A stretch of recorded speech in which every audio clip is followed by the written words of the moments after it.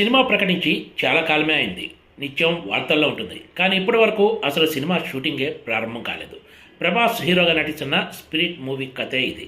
అయితే ఆదివారం నాడు అంటే నవంబర్ 23న హైదరాబాద్లో స్పిరిట్ మూవీ పూజా కార్యక్రమాలు జరిగాయి. దీనికి మెగాస్టార్ చిరంజీవి ముఖ్య అతిథిగా హాజరయ్యారు. ఈ కార్యక్రమంలో దర్శకుడు సందీప్ రెడ్డి వంగాతో పాటు హీరోయిన్ తృప్తి డిమ్రీ, నిర్మాతలు పాల్గొన్నారు.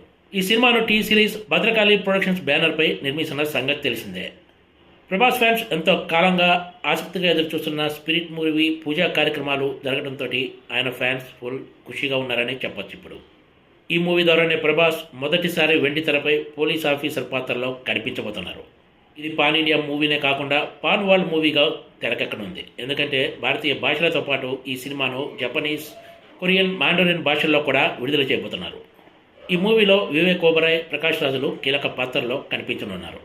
సందీప్ రెడ్డి వంగ తెరకెక్కించిన యానిమల్ సినిమా బాక్సాఫీస్ వద్ద ఎంత పెద్ద సెన్సేషనల్ హిట్గా నిలిచిందో అందరికీ తెలిసిందే.